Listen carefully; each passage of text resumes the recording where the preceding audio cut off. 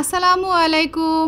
আজ আমি দেখাবো খুব সহজেই ঘরে তৈরি করা যায় স্পেশাল গরম মশলা। এই মশলা তৈরি করতে তেমন কোনো বেশি উপকরণ লাগে না, অল্প খরচই হয়ে যায়। আমি নিয়েছি জিরা, ধনিয়া, তারপরে লবঙ্গ, গোলমরিচ, এলাচ, দারুচিনি, শুকনো মরিচ। আমি প্রথমে কড়াইয়ের ভিতরে কড়াইটা প্রথমে আমি গরম করে নিয়েছি, তারপরে এর মধ্যে দিয়েছি দারুচিনি আর এলাচ। এই দুটি উপকরণ একটু বেশি শক্ত, তাই এই দুটোকে আগে সুন্দর করে একটু গরম করে নিয়েছি। এরপরে আমি ধনিয়া দিয়ে দিব, কারণ ধনিয়াটা একটু শক্ত বেশি, তাই এটাকে আগে আমি হালকা করে ভেজে নিব। এই দুটো উপকরণ একটু আগে দিয়ে এরপরে আমি দিয়ে দিব গোলমরিচ আর লং। পর্যায়ক্রমে মশলাগুলো এক এক দিতে হবে। তারপরে আমি এর ভিতরে শুকনো মরিচ নিয়েছি। আমি যেহেতু যে মশলা তৈরি করব এটার সমপরিমাণে সবকিছু দিয়েছি। জিরে দিয়ে দিলাম।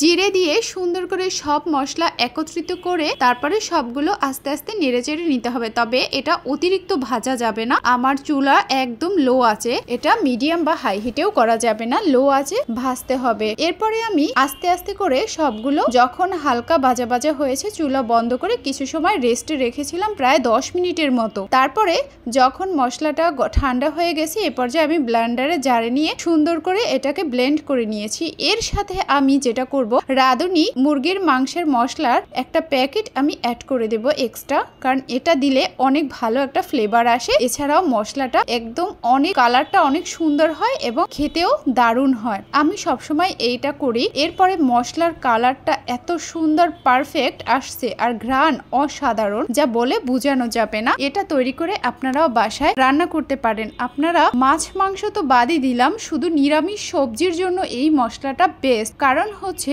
ওই সবজিটা খেতে অনেক বেশি দারুণ লাগে এই মশলা দিয়ে তৈরি করলে।